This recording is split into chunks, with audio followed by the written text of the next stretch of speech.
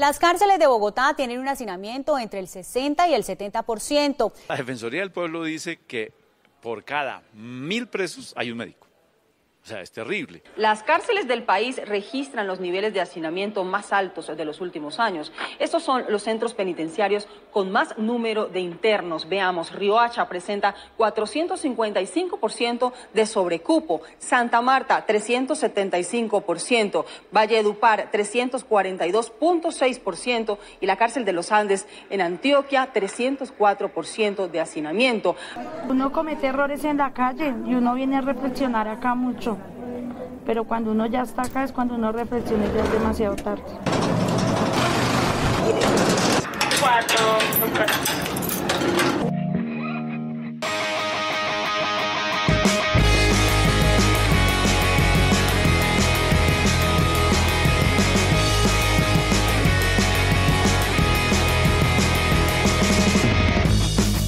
Hola a todas y todos. Gracias por acompañarnos en este primer episodio. Como lo oyeron, vamos a hablar sobre prisiones, sobre las personas que por algún motivo están en situación de reclusión e intentaremos, si es posible, resolver una duda, que será la base de este programa. ¿Sirven las cárceles? Esto es Podcárceles. Bienvenidas y bienvenidos.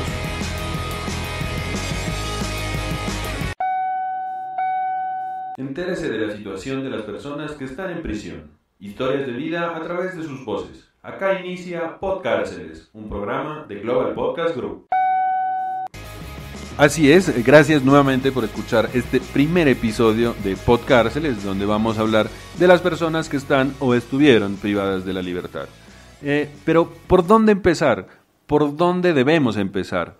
Es complicado. Podríamos iniciar por preguntarnos ¿a cuántos de nosotros realmente nos interesan las personas que están en las cárceles? Al principio de este podcast escuchábamos noticias sobre el hacinamiento de las prisiones, que es como lo más común que sabemos de las cárceles, que hay muchas personas para las cárceles que existen en Colombia, pero no pasa de ahí. Esa es como la noticia recurrente. O también escuchamos día a día como hay un proceso pendiente, pedimos o queremos mejor que metan a la cárcel a alguien, a un político corrupto, homicidas, violadores. Es más, en esta época algunos candidatos y candidatas a alcaldías, al consejo y a otros puestos públicos pues han incluido ese discurso en sus propuestas. Meter a la cárcel a los ladrones, meter a la cárcel a las personas que se roban bicicletas, construir más cárceles, mejorar las cárceles que existen. Incluso están discutiendo sobre la cadena perpetua. Global Podcast Group. Pero la base de este programa es una pregunta. ¿Realmente sirven las cárceles? ¿Sirven para ayudar a corregir, por decirlo de alguna forma, una conducta? ¿En qué caso sirve? Es complicado. Y segundo, ¿qué ocurre con las personas que están en prisión? ¿Cuáles son las condiciones a las que se enfrentan? ¿Cómo viven su día a día?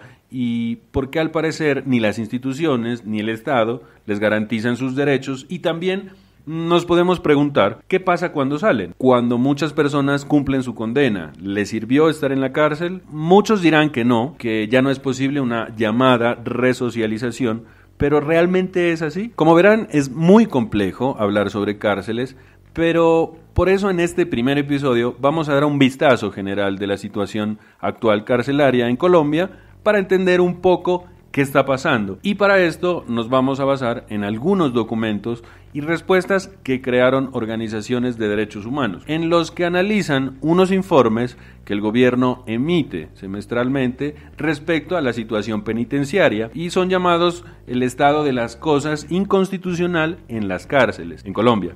Estas organizaciones conforman una comisión de seguimiento a la sentencia T-388, que luego hablaremos un poco más a fondo, y hacen una veeduría para corroborar si todo lo que hay en estos documentos corresponde a la verdad, si se están cumpliendo, y también llama la atención sobre cosas importantes como el enfoque de género o una garantía real que se cumplan los derechos humanos, que a veces se olvida. Global Podcast Group. Otro documento que nos va a servir mucho es un informe que hizo el Comité Internacional de la Cruz Roja, el CICR, llamado Mujeres y Prisión en Colombia, que cuestiona si la prisión debe ser la principal respuesta frente a las mujeres que no representan un riesgo alto para la seguridad ciudadana, que son infractoras por primera vez y que son responsables del cuidado de sus familias. ¿Qué nos dice esto? El informe dice que las medidas alternativas a la cárcel pues son más efectivas y tienen un menor costo para reducir la reincidencia y mejoran las posibilidades de reinserción y mitigan las vulnerabilidades a las que estas mujeres se ven expuestas cuando entran a la prisión. Con esta investigación se confirma que hay una necesidad urgente de implementar un enfoque diferenciado de género en el diseño, en la ejecución y en la evaluación de la política criminal y penitenciaria del gobierno actual, de toda la política penitenciaria que existe, así como de ampliar el uso de medidas alternativas para mujeres con responsabilidades de cuidado, pues que hayan cometido delitos no violentos. Ya en los 3 años y medio que llevo he pedido 3 veces mi domiciliaria por madre cabeza de familia y 3 veces me la han negado y no toman en cuenta que uno merece una oportunidad. Global Podcast Group. Acá nos metemos en un contexto que no es muy conocido, que es el enfoque de género en las prisiones. Cuando se habla de cárceles, se habla de La Picota, la cárcel de Cómbita, la cárcel de Bellavista en Medellín, la de Santa Marta, que es una de las más hacinadas, entre otras, todas cárceles de hombres. Pero, ¿qué pasa o qué diferencia mejor a las mujeres en estado de reclusión? Pues eso es precisamente lo que vamos a hablar en este programa y en los siguientes podcasts. Queremos comenzar a hablar sobre esta problemática de las mujeres en prisión y también sobre las mujeres que salen de prisión. Muchas de ellas son cabeza de hogar, de bajos recursos, sin estudios superiores y víctimas de algún tipo de violencia. Y la mayor parte pues no han cometido delitos violentos y son infractoras por primera vez. Entonces, ¿qué diferencia la situación de las mujeres privadas de la libertad a la de los hombres? El 85% eran madres y el 54% de ellas vivían con sus hijos menores de 18 años, pues que eran las principales cuidadoras y fuente de ingresos económicos para mantener a sus hijos. Con su detención, ¿qué pasa? Se rompe el núcleo familiar, lo que deja a los hijos expuestos a un trauma, a ese trauma de la separación, al estigma y a las presiones sociales y económicas, obviamente, que a su vez pues pueden llevarlos a vincularse con grupos delincuenciales, por dar un ejemplo únicamente, reproduciendo como un ciclo de violencia permanente. Sí, acá no estoy haciendo nada. Mi diario vivir es llevar a mi hija al jardín y llegar a no hacer nada, sabiendo que afuera puedo hacer mucho por mis hijos, por mí misma, por mi mamá. Global Podcast Group. Por todo esto hemos querido iniciar este programa de Podcárceles con mujeres, pero vamos a iniciar con mujeres que actualmente están libres, que ya cumplieron su condena y están empezando nuevamente a vivir fuera de una prisión. ¿Por qué empezamos así? Pues para poder hablar de esta importancia, del rol de la mujer como núcleo de una familia, porque es una pérdida para la sociedad cuando una mujer es privada de su libertad. Y para eso aprovechamos un evento que realizó la Corporación Humanas y el grupo de Mujeres Libres el pasado 13 de junio, el 12 y 13 de junio, que fue el primer encuentro de mujeres de varias partes de Colombia que estuvieron privadas de la libertad. Y es el primer evento de este tipo que se realiza en Colombia hasta hoy. Se reunieron para discutir sobre las condiciones de las mujeres que están dentro de las cárceles y les preguntamos por qué no se había hablado anteriormente de esto y cómo se sintieron con este evento. Y esto fue lo que nos dijeron. Global Podcast Group. Pues la verdad, nunca esperé que nos pudiéramos reunir mujeres para luchar por los derechos humanos de las internas y de las pospenadas. Sobre todo acá en Colombia, que es un país que todos los derechos humanos de ellas son vulnerados. ¿Estaba esperando este encuentro? ¿Usted lo pensó en algún momento? No, anteriormente no, pero ahora que estamos trabajando con el grupo y luchando, nos hemos propuesto, ya tenemos metas muy claras y claro que lo esperábamos.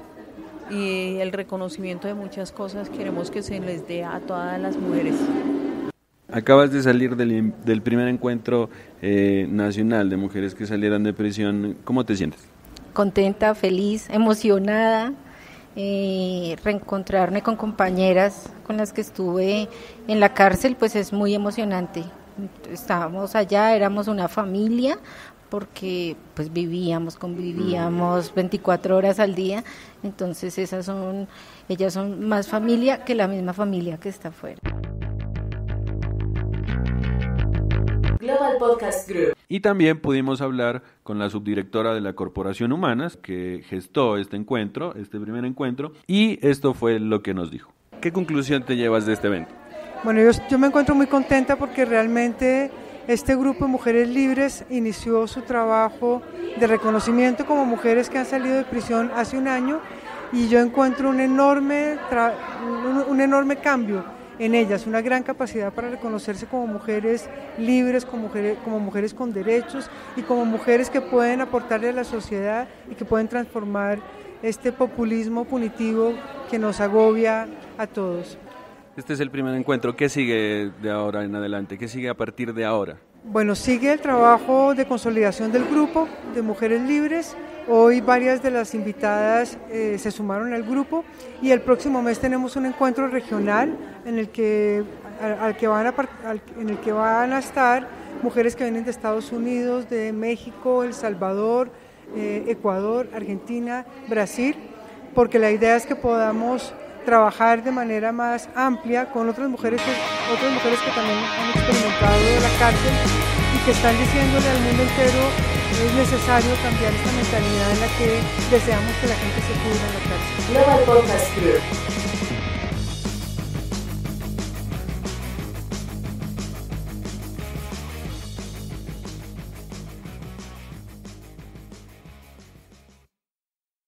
Así terminamos nuestro primer episodio de Podcárceles, con muchas dudas, con muchas preguntas, pero hemos escuchado cómo, desde una iniciativa propia de mujeres que estuvieron privadas de la libertad y hoy en día están libres, son mujeres libres, pues pueden hablar y expresar a través de su experiencia por qué es importante para todas y todos poner en discusión las condiciones que actualmente tienen las prisiones en Colombia, por qué se vulneran los derechos a las mujeres privadas de la libertad.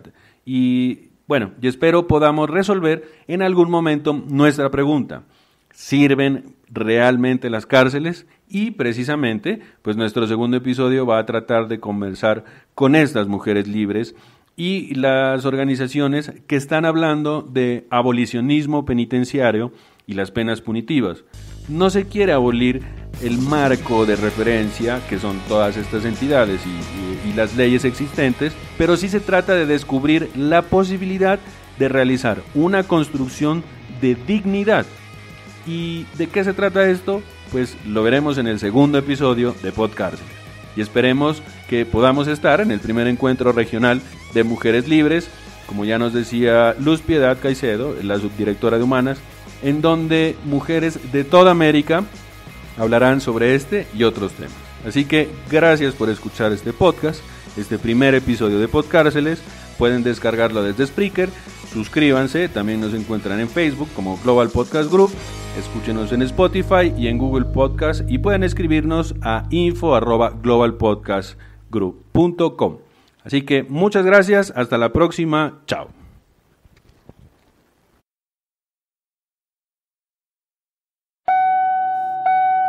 Global Podcast Group.